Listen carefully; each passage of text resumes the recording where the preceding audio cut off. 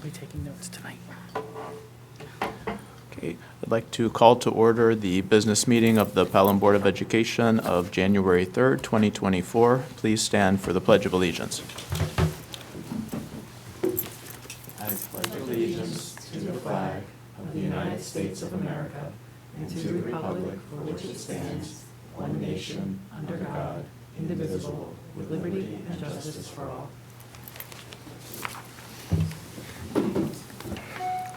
And I'll ask Mr. Rowe for a reiteration of the executive session motions.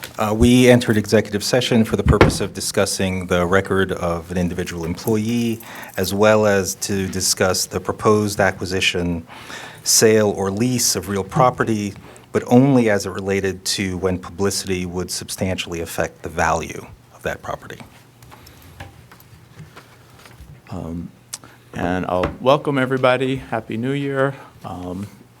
Nice to see everybody back. I hope everyone had a good winter break. Our next item of business I'll do as a consent agenda, 3.1, 3.2, ask for a motion to approve the minutes from December 18th and 13th. So moved. Second. All in favor? Aye. Any opposition? No.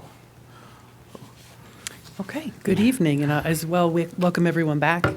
I said to Julian and Chris when I came in, it feels like when we left on Friday, somebody hit a big pause button, and we walked in the door yesterday, and everything resumed right where it left off. So we're excited to be back and looking forward to a lot of great things in this second portion of the year. So just a few things quickly. Our next meeting, I'll be presenting my mid-year report. The board's already seen kind of a preview of that at our retreat back in December, so I'll be excited to bring that forward our next time. And then our third meeting of the month, since it is such a long month with Wednesdays, we're looking forward to having the climate survey results. Dr. Alan Daly will be with us to present those. Dr. Garcia, who's not able to be with us tonight, was able to get a preview of that with the administrators who helped to design that. And we're looking forward to them coming. He'll be coming, doing 2 sessions with the administrators prior. One will be a remote presentation to go over the results with the administrative team. And then the day that he's in district, he'll be working with the group as well, so we can start to dig in and come up with some action items as a result, with the hopes of implementing some of those things already this spring. So looking forward to that. Strategic planning, we're also looking forward to getting up and running this month. Jim's office is finalizing the contracts for that. So we'll be reconnecting with Hazard, Young, and Atia, and we'll be getting, most likely, the surveys will be the first thing that folks will be seeing. So we'll be getting surveys up and running. We anticipate focus groups as well. So there'll be more to come on that, and I'll certainly be more in communication with the board about how we want to structure the process. So the more conversation to come on that. I know a big grocery store topic has been the calendar for next school year, from what I hear. We have been working on that internally, and I hope to be giving the board a draft of that this Friday when I send my weekly update home. There are some good opportunities in the calendar to come, the way the calendar falls. There are a lot of regulations around it. The state sets Regents Rating Day, which is the last day of the school year, and then we back into the calendar from there, given federal holidays, state education holidays, traditional vacation breaks that the schools take.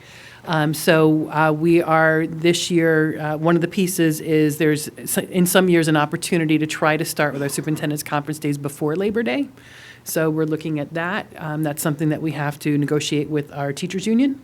So that process is ongoing as we speak, and should have an answer on a direction for that by the end of the week. So I'll be forwarding that to the board on Friday, and then we can, at the meeting on the 17th, we can discuss that, the details of that calendar, and I hope to be making an initial recommendation on a calendar for next school year to the board for approval on this meeting on the 17th. Just a couple of things to be keeping your eyes out for. We got a spelling bee coming up on January 9th. Always an exciting time. I believe Dr. Bowman that's right here in the middle school library. So that's fun right after school. So I think we usually have a lot of our elementary kids are often pretty big competitors in that. So that's always exciting. So your board's certainly welcome to join us for that. And then, sorry if I'm jumping the gun on this for someone who might, Natalie, who might say something. Just a reminder, we have a board coffee on January 11th. And that's going to be at Flower Power this time, trying to alternate locations. We were at Hutchinson in the evening last time, which was a really nice change of pace. We are, since safety's been a topic on people's minds, we've asked Mr. Ricky and Tom Drake, our Alteris consultant, to join us for coffee. I'm treating. And they're going to be at the coffee with us on the 11th. So if folks want to come and have security, safety questions on their mind, we will have the experts here with us that day. That's it for today. Okay, thank you. Next, we have Board of Education Committee reports.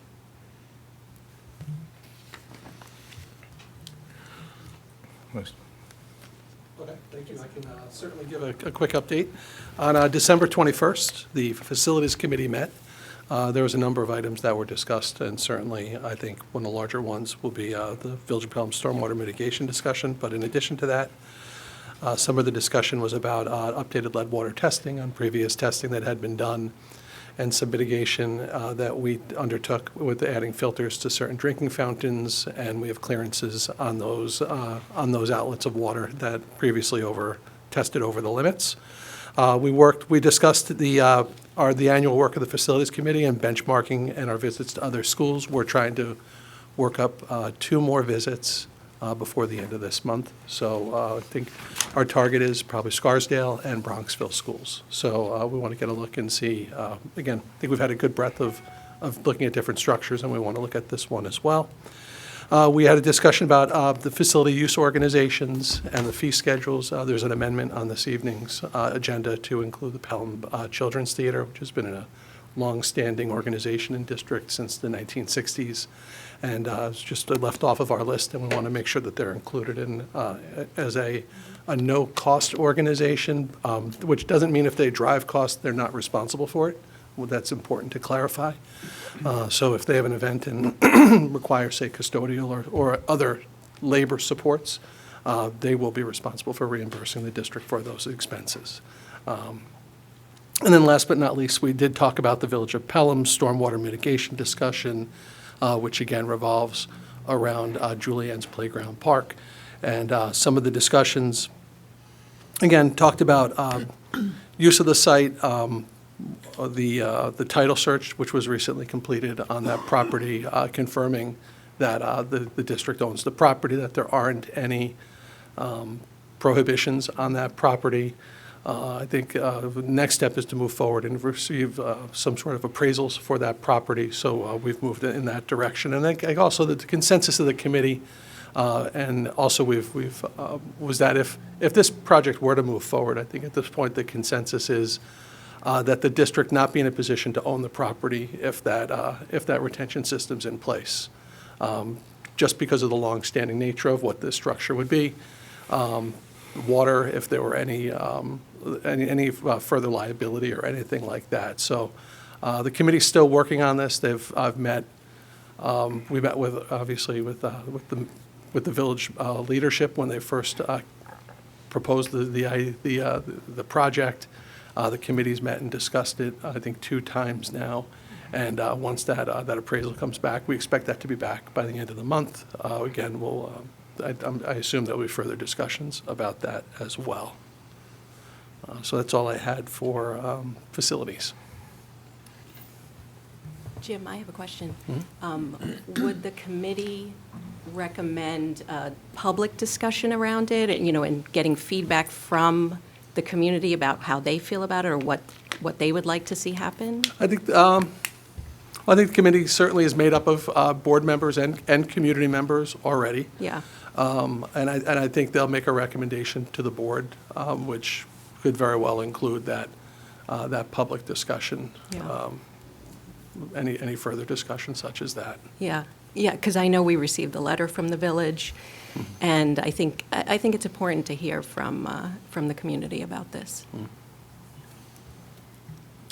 Yeah, I concur. I mean, Mayor Mullen sent a request specifically, but I would want to use it to understand what the ongoing, like if this were to move forward, it seems like there are significant implications for ongoing maintenance, liability, buildability, if I think that's a term you used, Dr. Champ. And not to mention, it's Julianne's playground. Correct. So, I'd really want to hear how they would address all of these issues. So I think it's actually really important to get that out in public so that we can hopefully rapidly come back to the village with a response. Mm-hmm.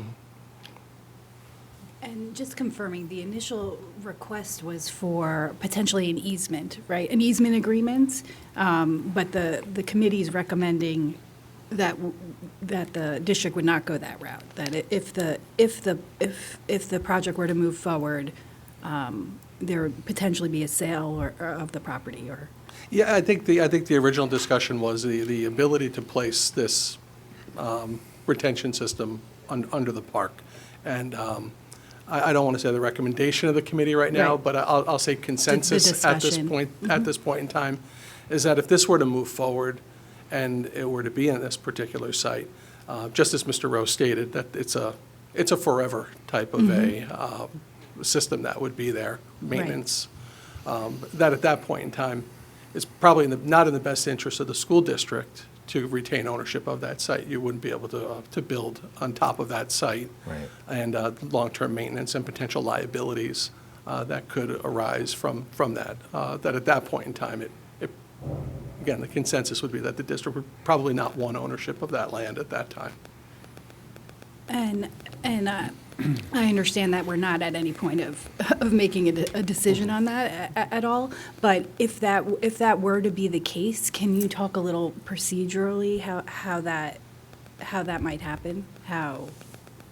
So if How this. a district, a school So like the district. sale of a property or Yes. something? So the sale of a property, as I understand it, would be done through a public vote.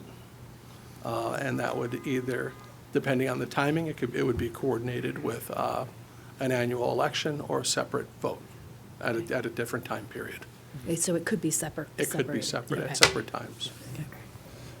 Was in the committee meeting, was the notion of some kind of swap of property, was that discussed? Well, I think there was a thought that if there was any interest for the district, does the village hold property or an asset that could be of value to the district if the district were to change ownership? And just in kind of the rough discussions, what could that be? Again, you think of the property holdings of the village versus the district. Certainly, district owns more. It's the primary property holder amongst the 4 municipalities. And I'll go back to maybe the word that Mr. Rowe used, the buildability. I know as I listen to a lot of the conversation, liability and buildability really, I think, are what two major concerns. So while we don't have plans to build anything right now, Right. we have potential there. And I think that's some of the conversation from the committee has really centered around maintaining buildability for future Got it. boards. So to sort of summarize the potential avenues that this could go down in no particular order, there's the easement option, which sounds like that's pretty much off the table based on. At this point in time, I don't right. think that's right. Right, there could be sale as one option, right? There could be a swap as another option, but it sounds like the buildability issues could make that unlikely, but I don't want to be definitive on that. And then presumably the final option would be not to proceed in any form with this. So have I missed any of the options? I think those are probably the avenues that the board has to decide between. I'm And their gathering- proposition is just to rebuild the playground, right? Yeah, I think when they kind of gave us a broad stroke of the project, it was to install or construct the water retention system and then restore the park in like or better condition. Right. But you cannot build a structure on top of those I tanks. 100%, I totally get it. I have a question about the potential liability, because in the letter we received from Mayor Mullen, it said that it would be no different than any utility being on a piece of property. Can you talk, what are some of the liability concerns for the district? I want to be Or- careful, I don't Not talking- get Yeah, I into was gonna say, Appropriation Council's Okay. area. I just Okay. think at the end of the day, if the school district is the owner of the property, regardless of insurances, Yes. insurances, and what have you, again, for a system that's there in perpetuity, somebody would look towards the property owner in the event of being harmed. Yeah. And then the final stop may not be the district. It may be those providing the insurance, but certainly the district would probably be the first, as the property owner, would not be left out. I'm going to stop there. Right. Sure, thank you. That's very well said. Yeah, but we discussed, and I guess just to back up, because the Facilities Committee really was engaged in fact-finding Very well and said. sort of due diligence. And we invited Mayor Mullen and Deputy Mayor Carpenter, right? Yes. Both came to the meeting and presented the proposal, Yeah, to Facilities Committee. Yep. which was for, I think, a 3 million gallon water tank under the tennis courts and basketball court, which we estimated was about the size, I think, of 5 Olympic swimming pools, 6 Olympic swimming pools underground, plus the above-ground diesel pumps. I can't remember the exact number, but it was 5 or 6. 5 or 6. Yep. I did do some research on my own, and the federal government classifies diesel exhaust as likely to cause cancer in humans, so a little concerning having it on a playground. We reviewed the title search because there were a lot of rumors that the district didn't own Or the there were property, or there were, it would revert to Yeah. different, but that wasn't the case. Correct. And it seems that it was purchased, I think, in several actions by boards, I think over 100 years ago, I think about 1925, 20s, mid-20s. Around- is when we found it. Right for the about 100 years purpose ago. of having the property in case it was ever needed to For build- educational to use. build something in Yeah. the future. We reviewed with the architect if it could be used to build, because there were some rumors that we couldn't build on it. And the architect said it could be used to build something. And some of the things that were mentioned were pre-K center or offices.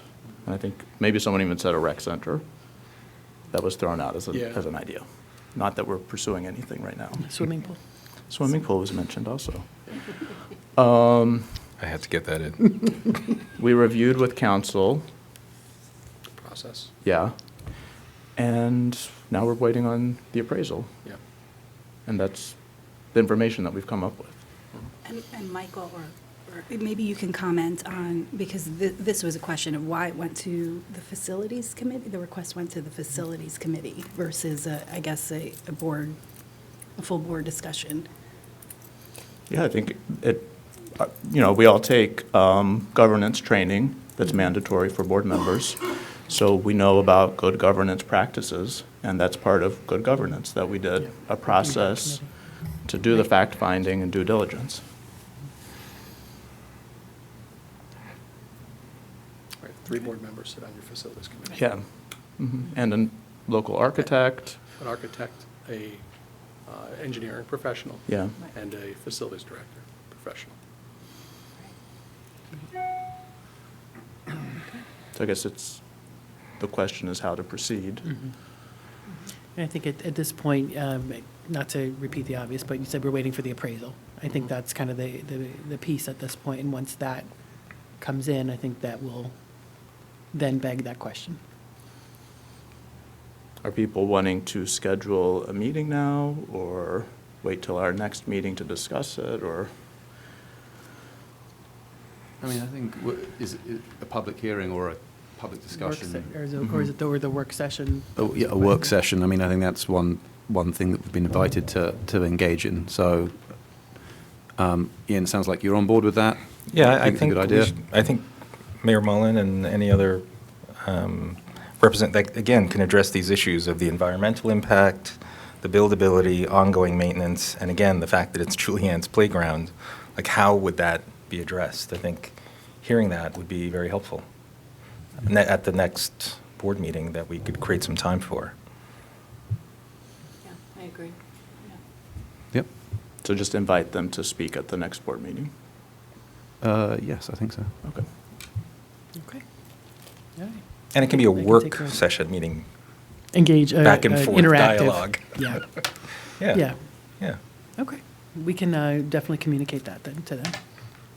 Okay. And then obviously, community members can just speak during open comment, right? Absolutely. Like that. Okay. Yeah, I think when we do the meeting notice, we would include that there would be a work session or a presentation by the village on the project. So we'd certainly welcome that. And I think as we usually do, we put multiple comment sessions in, so we could certainly design a public comment session adjacent to that work session portion. Okay. Okay. Thank you. Did we have any Other other committees? committees? Should we ask them if they want to make public comment? We could pause and do public comment if you, Comments going to be at the next meeting, you said? At a work session. we could do Both. both. Yeah.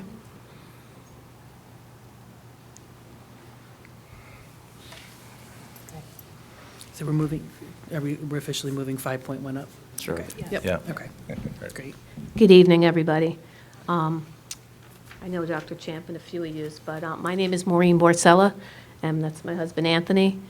And just want to let you know how special Julianne's Playground is to this community.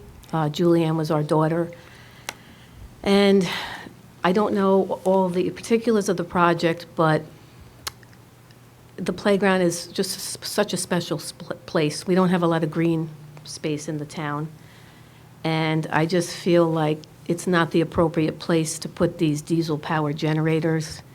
Now hearing that they could cause cancer, and I just urge everybody to please let the public, like, it sounds like you're all doing your due diligence, get more involved before any decision is really made.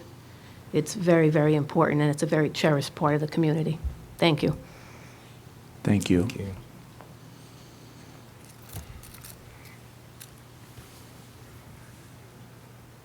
Any other?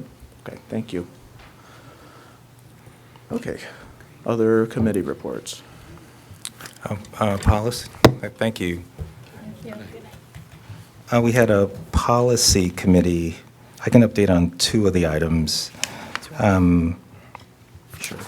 So for each of these items, this is the second time we discussed it at the policy committee, but the first had to do related to digital devices and access during the school day, cell phones, smartphones, AirPods, and it's all in the context of just the ongoing mental health issues that a lot of our kids are facing, certainly in K-12. I mean, I think we talked about this last time. There's just more and more recognition of the impact of access to digital devices and social media.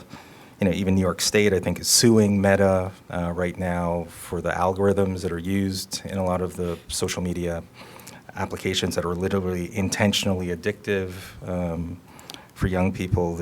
I'm always amazed at this study from 2015. College students are getting they're using their digital devices for non-classroom purposes 11.7 times per class, whether that's like alerts from news or text messages. And this level of addiction doesn't originate in college. A lot of this is sort of learned in the, elementary, middle, and high school. So we've just been grappling with what should we as a district do about this, because I think it's time. So we had a discussion at policy committee back in maybe November, and then we just in December we had a second discussion. We had a few of the principals, and I thought we had a very fruitful discussion about the possibility of actually taking the practice that's currently at the middle school and making that a policy K-12.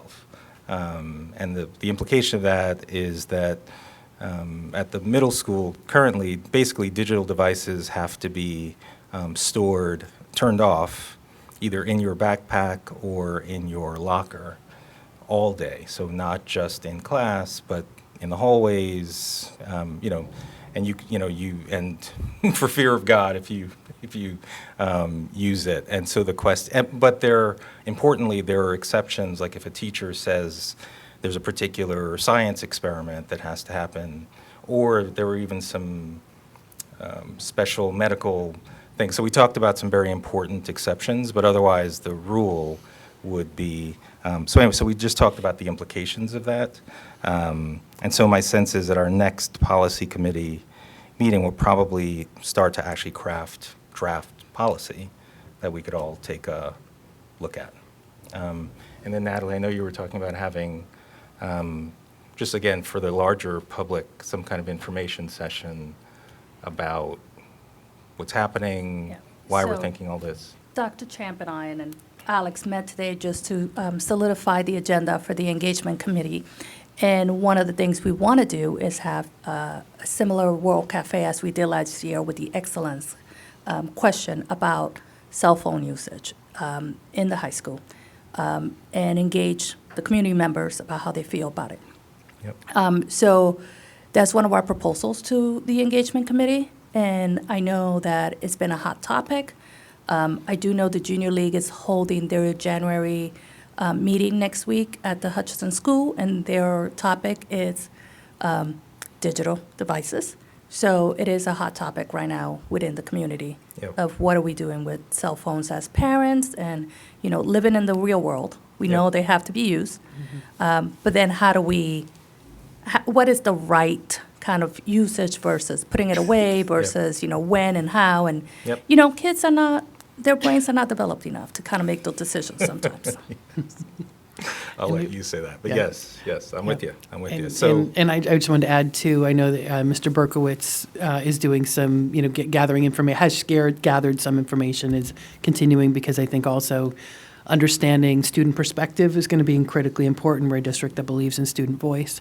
And I think the boots on the ground, understanding the faculty perspective, I think is critically important as Yep. well. As you said, I think there's pros and cons all around. There's management challenges, but there's also great instructional opportunities. So I think getting all those voices, and as Natalie said, getting opportunities for feedback to understand where the learning community as a whole is on the issue can certainly help the board in crafting a policy. Natalie, a quick question. I don't remember last year at the World Cafe, was it just parents that came to that? It was just parents. Okay.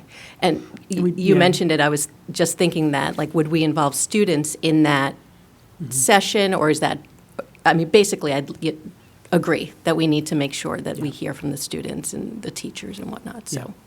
Yeah, I think last year, if we were replicating last year, I think the thought was a parent event in the evening, just to make it accessible. We could certainly, I've talked with Mr. Berkowitz some. I know he was going to do some surveying Yeah. of students, but we can also talk with, if we want to do more focus group work with students, Right. or, tap into some of the student leadership, Right. variety of ways, but I think it is important. Yeah. And I think, Natalie raises a good point. They are young adolescents. They're growing and developing.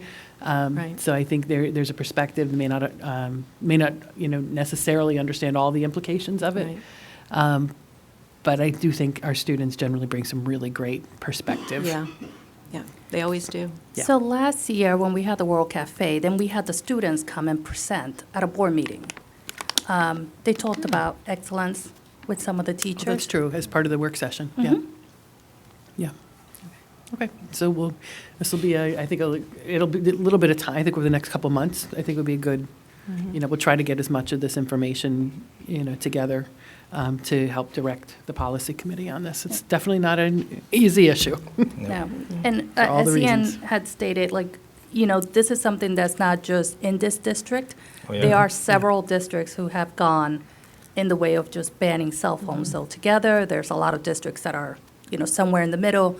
So we really are just gauging the interest of how we as a district want to, react to, Yep. or And that's it. proactively, Right. And we, take action on this. yeah, Mr. Yeah. Berkowitz is also gathering regional information on exactly that. What are other school policies doing? Yeah, and I know we often use cell phones, but what was interesting about the discussion at the policy committee, even at the elementary school level, they were talking about smartphones being an issue. Smartwatches. You see that? Yes, smartwatches being an issue So it's really even more broad than just cell phones.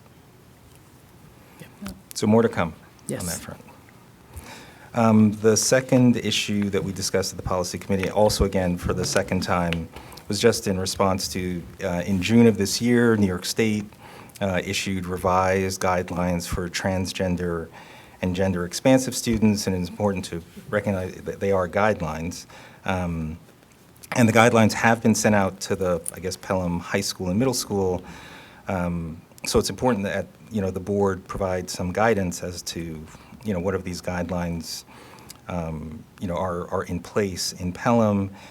And among the things that the guidelines at least appear to create the flexibility for is the district, and, this is obviously a very, sensitive topic, but as it relates to gender transition plans for minors, giving the flexibility for the district to unilaterally implement gender transition plans. Things like, calling kids by a different name or pronoun than they are called at home. And so it's, one of the things we're just talking about is that's obviously a pretty big discussion that we definitely want to have public dialogue on it. One thing I thought was important was for us as a policy committee to get sort of professional counsel on what it would mean if the district were to, implement a gender transition plan. So we were able to secure actually, I think one of the, very prominent psychoanalyst, licensed clinical social worker, Erica Komisar, to get her counsel on, is this a benign act? And she was, in my view, very helpful around how we should interact with kids who are, expressing an interest in some kind of social transition, that we should definitely be supportive of these kids and really assess if there's any, abusive or self-harm situation. That's obviously something that we should take action on for independent of this reason. We already have mandates in place, but she was pretty clear. This idea of moving forward with a gender transition plan, unilaterally, like that is, what she called a clinical intervention, a psychosocial intervention on a minor. And so that's something that's very important for us as a district to take into account, because that kind of action, we wouldn't be able to do under, given our current policy. So it's just important information for us to gather as we, again, try to formulate what is our approach to how these guidelines are adopted in Pelham or not. Yeah, and I think really too, as I recall the conversation, a lot of this, when you say that the district can unilaterally implement, it really is a social transition plan that the guidance indicates, as opposed to medical. And I know her contention was that it's clinical, making it more medical. That's the first time I'd heard, a discussion of that. The guidance really does come from a gender-affirming approach, which we've talked about some. And I think it's just important to note that, as we've talked about, whenever a student shares something about themselves in this nature with a school staff member, our primary goal is always to work with the parent and the family in a unified way. Yep. So, if a child comes forward and they haven't made had that conversation with the parent, that's our first goal, and that plan is to help them bridge that conversation in a way that they feel safe. Like you said, assess a safety situation, but then, we all believe in partnering with parents. So I just want to be clear that we're not moving forward with medical transition plans. I think it needs to be crystal clear that is not our role as a school. Yeah. It's not something we administer. We're talking about simple changes that students are asking for, and we do our best to honor student voice and respect student requests. Right. So, a nickname, name change, et cetera, things that we Right. traditionally have a long-standing practice of honoring. Right, and that's why I thought it was very important for us to have a licensed clinical social worker, a psychoanalyst, come to tell us that what we may see as benign, in her professional opinion, and we should get other counsel too, that's what even what you just called a social transition, just calling kids by a different name, or a different pronoun at school, different from home, it facilitates this idea of almost like a double life. And so she just, told us professionally that we as a board have to make decisions knowing that this is a clinical intervention, a psychosocial intervention. So it's just important for us to absorb that. Were there any, Dr. Champ, any, in kind of giving this guidance, has the administrative team and sort of the staff reviewed the new guidance? And were there any particular areas that they felt they needed more clarity on? I think in some of our discussions on this, for the most part, you said they feel comfortable like dealing on a case-by-case Yeah. sort of basis. I don't know if you... Yeah, no, I can speak to that. The guidance was distributed by the State Education Department, everyone who's on their list. So all Right. teachers would So have you gotten it just from got it. state ed. And then certainly, it's been distributed, as Ian said, it has been distributed to teachers. We haven't spent any significant amount of time, we Okay. haven't done a training on it per se. With teachers, the administrators definitely are very familiar with it. And I should add, we've been implementing the initial guidance since 2015.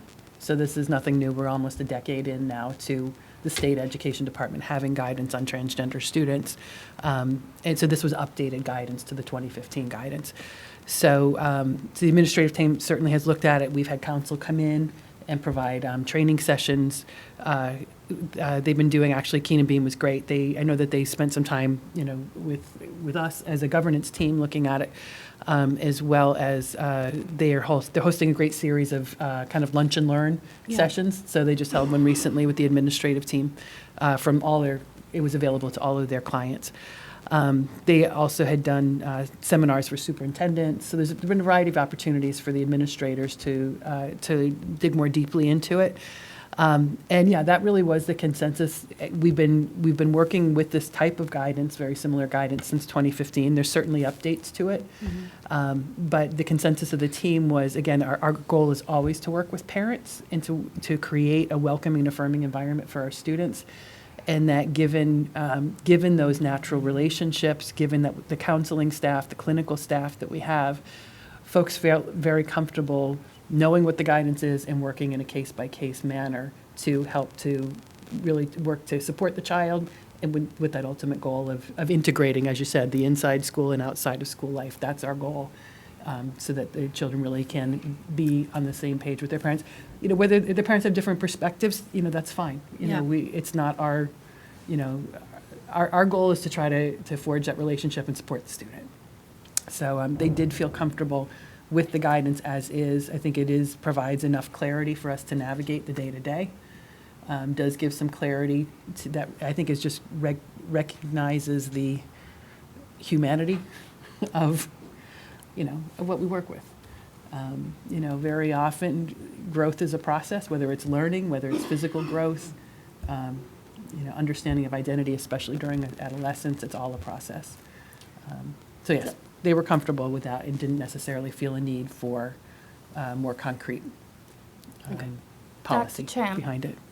We you. do have psychologists and Yeah. social workers Correct. available. So if Yes. any student comes Yes. to the administrators or teachers, they could be referred.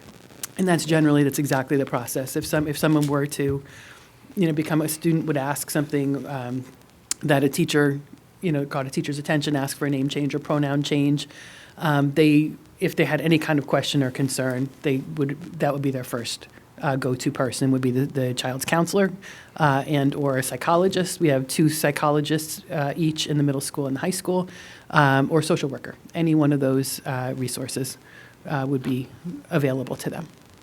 Are these psychologists or professionals, are they also available to speak to any parent that may want to have the Absolutely. conversation? Absolutely. Yeah. Although the school wouldn't. The parent will have to The school wouldn't approach. unilaterally tell the parent. Right, the parent will have to approach. through Well, and some- again, yeah, it's someone, case dependent, which I think is why, to that question, I think each case is a little bit different. I think really in most cases, and we even took a look at our own student body, I think in all cases that we're aware of, the family is already involved in the conversation and aware. So it is very rare, I think, especially by the time they get to middle school, high school, that parents wouldn't already be knowledgeable about, what's going on with their child. And I mean, that's, I think, a tribute to, quality parenting and good, strong relationships between children and parents. So we're there to just kind of be a partner in that. So, but again, if we did have a unique situation where a child did come forward and did say, ask for a name change or a pronoun change, but please don't tell my parent, okay, so let's talk about that. And that would be definitely the referral to a counselor or clinical staff. They'd talk about that, and then they'd work to set goals around what do we need to do to make that connection for you. And then the guidance does give guidance as to procedurally what we do, in the meantime. And we certainly, one of the things they talk about in there is, if a child does ask that, it's important that, the adults in the school have a conversation with the child, like, we understand and want to respect your wishes, but please understand, we may not be able to fully keep this confidential. If your parents are coming in for a parent-teacher conference and they want to see a work sample, I'm going to show them a work sample and it's going to have your name on it. We're not asking teachers to lie. We're not asking them, in that sense, but I think to have an honest conversation with the child, that's exactly what we're looking for. Our counselors and administrators are often part of this conversation as well, because they take a team approach to supporting the child. Yeah, and I think that literally is the situation that we're, that we have to discuss, that there's a situation where a child wants a social transition related to their gender. They don't want their parent to know. We certainly support that child with all of our counseling support. The question is, at the point in which the school district then says, yes, let's move forward, I think that's what we have to discuss, because that's the point at which now a community has information about a child, and the only people that don't have that information is the parent or legal guardian. Ian, you mentioned that you had an expert come in to the policy committee, and that being it's a sensitive topic, it would be a good idea to have other experts come in to get. Yeah, I think we should definitely. I think it's really important that we understand because all of us, I think, have feelings about these things, but I think, because I've spoken now to a bunch of different LCSW psychoanalysts, both those who support gender-affirming care, it's quite amazing the level of agreement there is that this is a clinical intervention, but we should definitely bring in more people to educate us on what we would be allowing as a district. Right, because we have to acknowledge it's very sensitive, and there are definitely varying opinions and feelings about it, so I think it makes sense to do that. Yep. So more to come on this one as well, but we know that, at the core of this is doing what's best for kids, maintaining our strong relationships with parents as allies, and doing the right thing.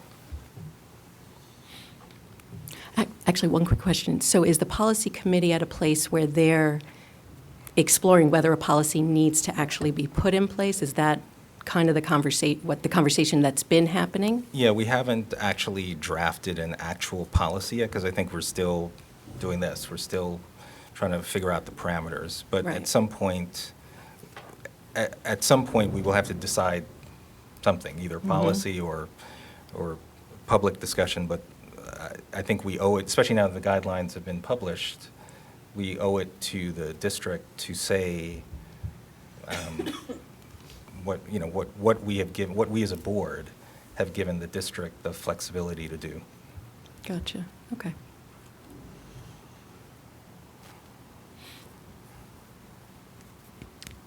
Any other committee reports? We got some good committees this week. Okay. I think we're good. All right, so we can move on to Assistant Superintendent's update on authentic learning.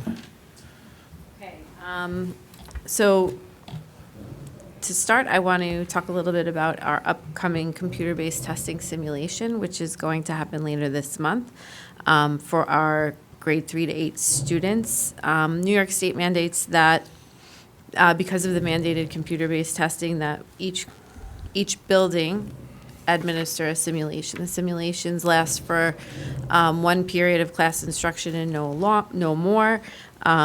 In Pelham, we have each grade participating in some degree in computer-based testing in the spring. And so in order to provide as many of the teachers who will be proctors as well as the students the opportunity and no stakes dry run to see how the platform looks and what changes we might need to make to our administration procedures, we will be administering between January 22nd and January 25th in each of the buildings, one only per grade.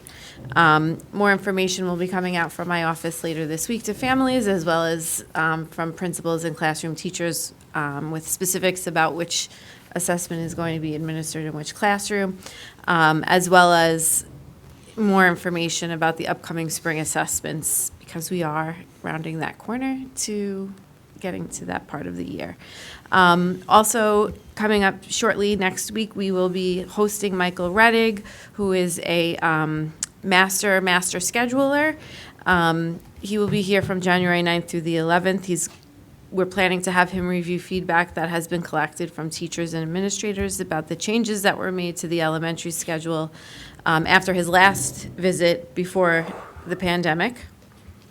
In addition, we've scheduled time for him to meet with secondary administrators as well to discuss secondary schedule needs, desires, limitations, and offer possibilities to make improvements in our schedule and also programmatically what we can do schedule-wise to help improve program offerings.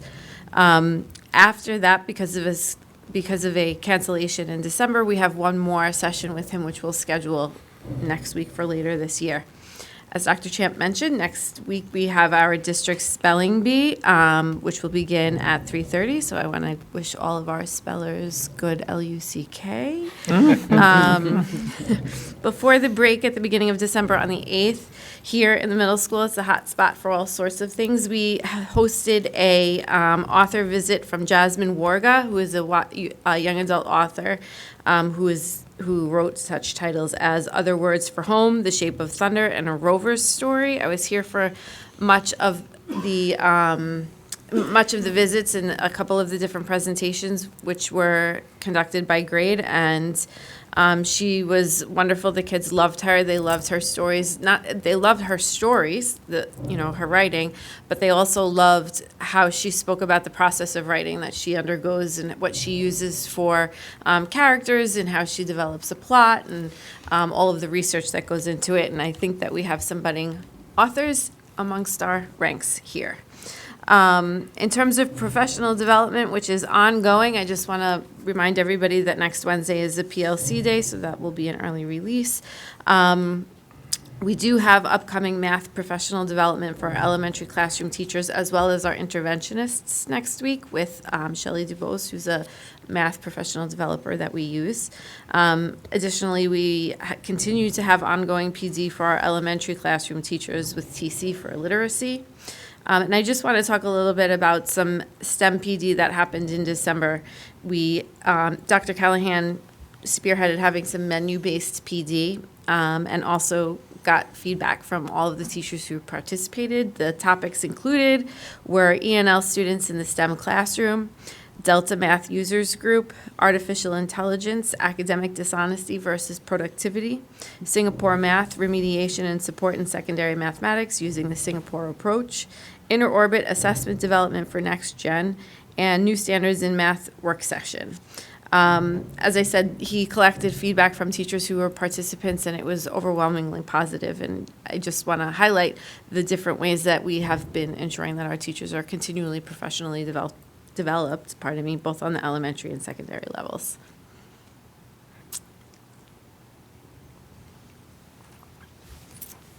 Thank Thank you. And next, we have Assistant Superintendent's update on the whole child. Happy New Year. Happy New Year to everybody. Just wanted to mention, last month, we did have visits with our ICT consultants. They worked with our elementary team and our secondary team. I sat in with the principals on the debriefs, and things are going well with their coaching. We are also, believe it or not, getting ready for annual review season, so our planning begins this month.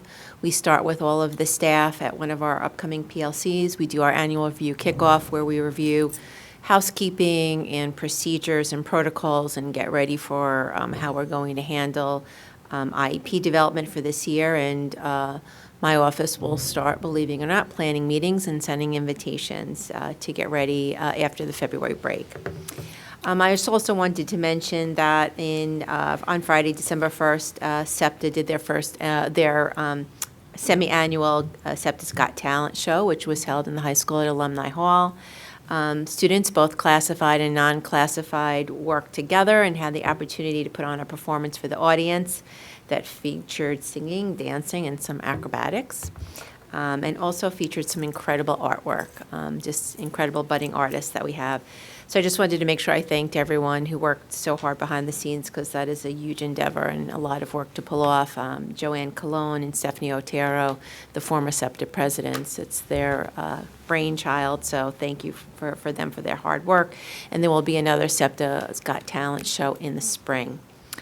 I also wanted to mention next week on January 11th at the next SEPTA meeting, there will be a speaker. I worked with the co-presidents to organize Yvette Gorovich, who is the former Director of Special Education for New Rochelle School District and Norwalk School District, who now works with Westchester Institute for Human Development, and she's going to be talking to parents on the OPWDD approval process and qualification process, and that's Thursday, January 11th.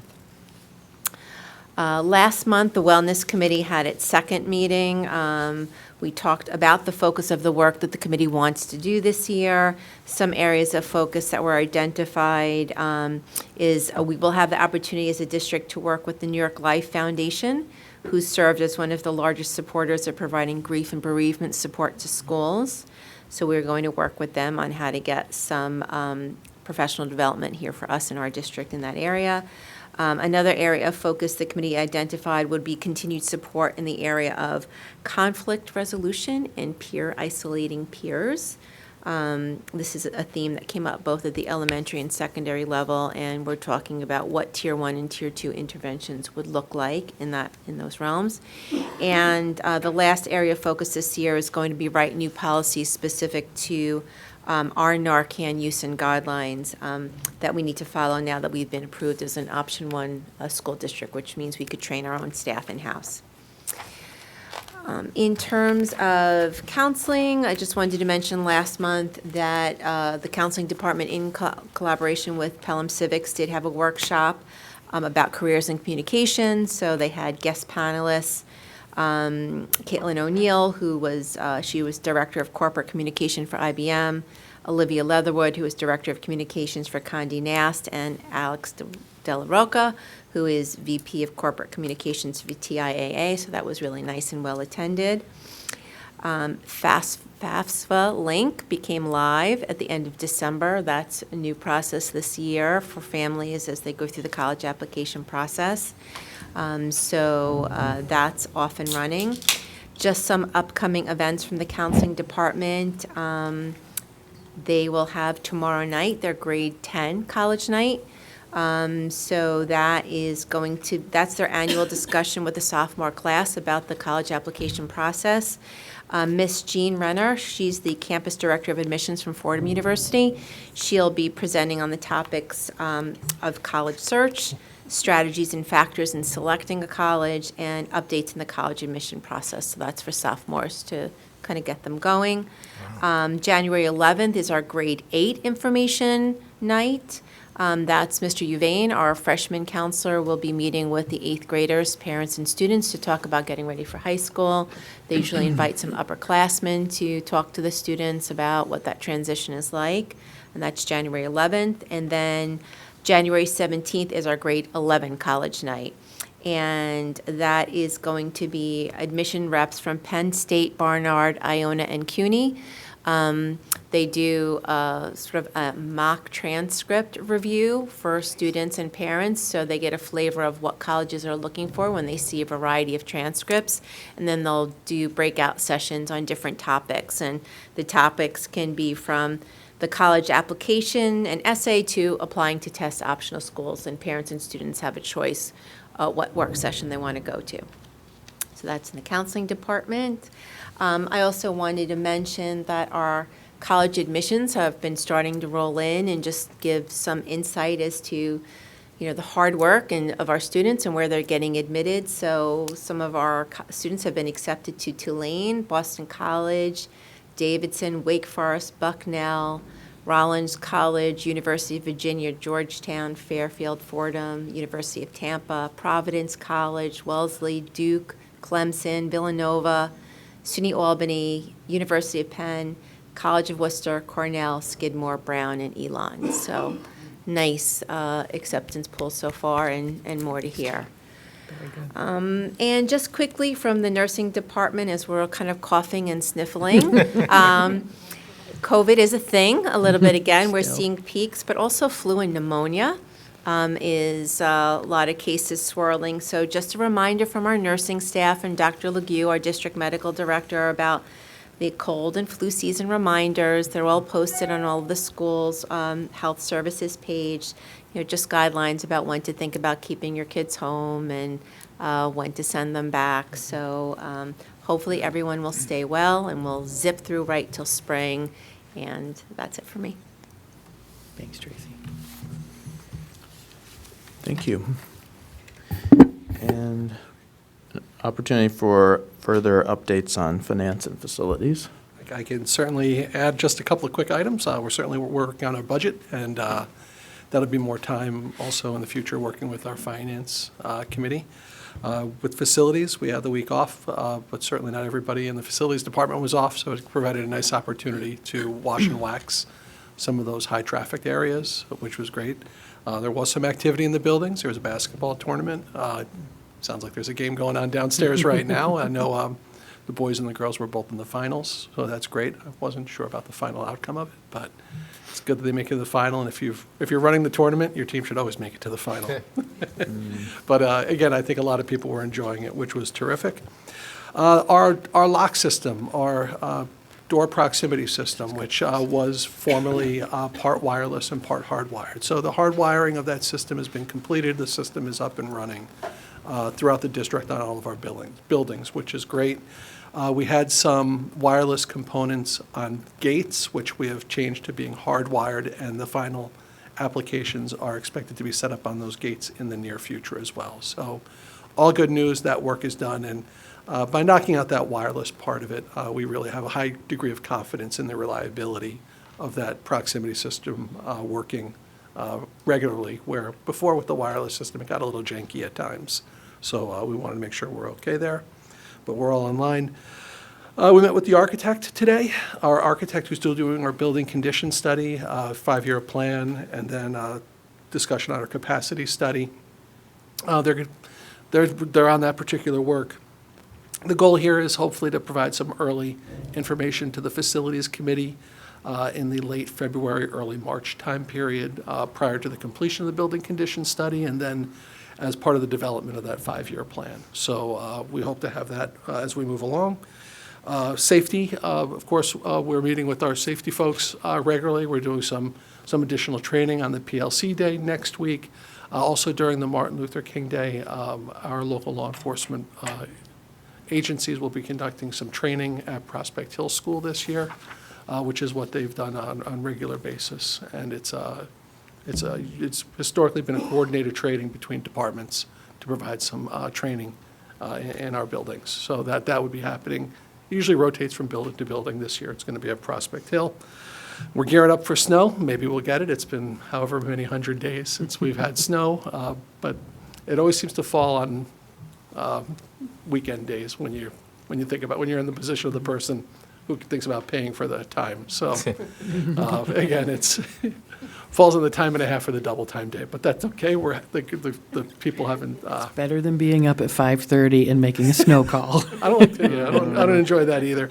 And last, certainly good news, Jose Saldano, a custodian of ours, he's been with the district 8, maybe 9 years now.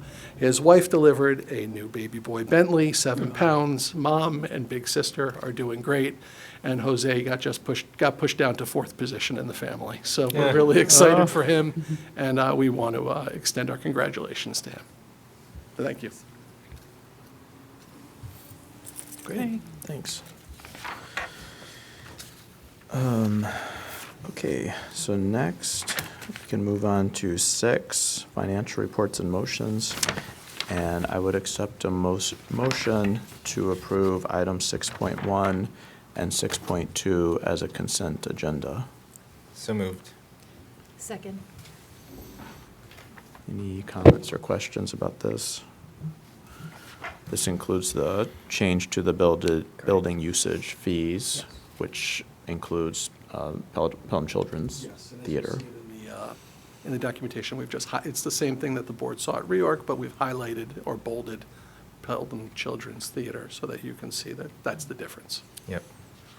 I would just add on 6.1, this memorandum of agreement is just to give us a pathway to pay for teachers who assist with supervision and after hours. The hourly rate is what was already within their contract. So it's just giving us that pathway to, if they help to supervise events. Okay, all in favor? Aye. Any opposition? No. Then I'll accept a motion to accept donation. So moved. Second. Okay, and I'll read this. Resolved that upon the recommendation of the superintendent of schools, the Board of Education does hereby accept the monetary donation of $4,506 for a grant preventing academic failure reading program special education grant, and that gratitude be bestowed upon its donor, the Pelham Education Foundation, and that upon the recommendation of the superintendent of schools, the Board of Education does hereby accept the monetary donation of $4,500 for another grant, Superintendent's Conference Day keynote speaker, and that gratitude be bestowed upon its donor, the Pelham Education Foundation. Have anything to add about that? Yeah, I would just say I'm very appreciative, as always, for these grants. I don't want to get too far ahead of this, but we have requested, it's not confirmed yet, but requested the National Teacher of the Year to come as a keynote speaker. So appreciate the PEF support of that. I think mid-February we'll get the final confirmation if she's available. Dr. Bowman and I and Ms. Garcia got to hear her speak in Washington, D.C. at the Blue Ribbon panel, and very inspiring. So fingers crossed. And thanks to the PEF for their support. Great. All in favor? Aye. Any opposition? No. Okay, then moving on to personnel recommendations, I would accept a motion to approve items 7.1 through 7.3 as a consent agenda. So moved. Second. Any comments or questions? No? Okay, all in favor? Aye. Any opposition? No. And I would accept a motion to approve 8.1, Schedule D. So moved. Second. Okay, all in favor? Aye. Any opposition? No. And opportunity for new business? None from me. Okay, then I'll accept a motion to I guess, adjourn. sorry, just one question. Oh, sure. The letter that Kristen Burke sent Yes. to the politicians, Yes. I mean, it's not your job to Update know, on that. but have you heard anything from that? I do have an update. you do? It's still being revised. Oh, She okay. just sent me the latest revision last night. She had proposed broadening who it's going to, instead of just the county, really looking at our state assembly and senators as well, figuring the broader, the reach, hopefully the better the opportunity for some resolution. And I know that she's was in touch with PTA Council, the pedestrian subcommittee, so I think just waiting for feedback from them. So I actually was meeting with Crystal Howell today to plan our PTA Council meeting, and she mentioned it. So still waiting for the final language, final signatures, and then that will get launched ASAP. And I know Jim and Tom were in the process of planning a safety committee meeting before end of the month. And I know that we've got a variety of issues that we've already got in the hopper with the Glover safety Yeah, issue. I just think we're in this sort of winter We've got- period yeah. where if we're going to get creative, now's the time to plan it. Yep. So when is that, in the next couple of weeks? Yes, part of that was we wanted to see with town EMS on board, kind of how that's, if there's any That's early right. indications of how that's looking right now Right, with the new response ambulance times service. Okay. and what have you. I know it'll still be early, but that's why we were thinking a little bit later in the month. Try to get some early feedback for our committee.